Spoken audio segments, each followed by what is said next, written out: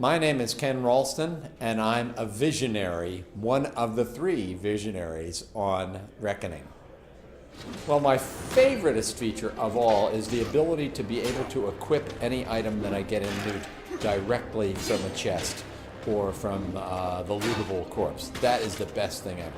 What's the other thing I like? I like the chakrams. I always like things in the game that I think were a horrible idea in the paper stage. Like chakrams are the magical frisbees that cut people into ribbons and things like that. I thought that was the stupidest thing I'd ever heard, and it turned out they're the coolest thing in the game. They go through through 3 or 4 people at once, and then they do these loop-de-loops and spin around. Yeah, they're cool. They're way cool. And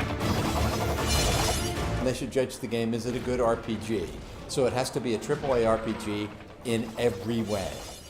So that's fair, totally fair. But then I want them to say, wow, that's the best combat I have ever played. And I want them to say, all other games ought to be that much fun to refight any individual combat, simply because there's so many different ways I could have fought it, and so many different delicious ways I could have felt smart being better at doing it. I get excited when I start at the beginning of the game and run like a bunny toward the farthest end of the map, and I find that environments are changing dramatically, visually. What I want is the sense that they spent way too much money on assets.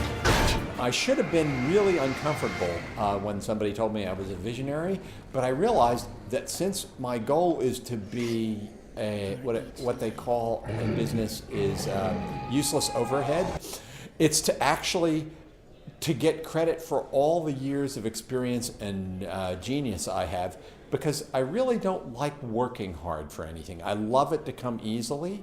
And I think a visionary is a guy who has spent an awful lot of time working till they got to the point where they could do the things, only the things that were easy for them and weren't easy for anybody else.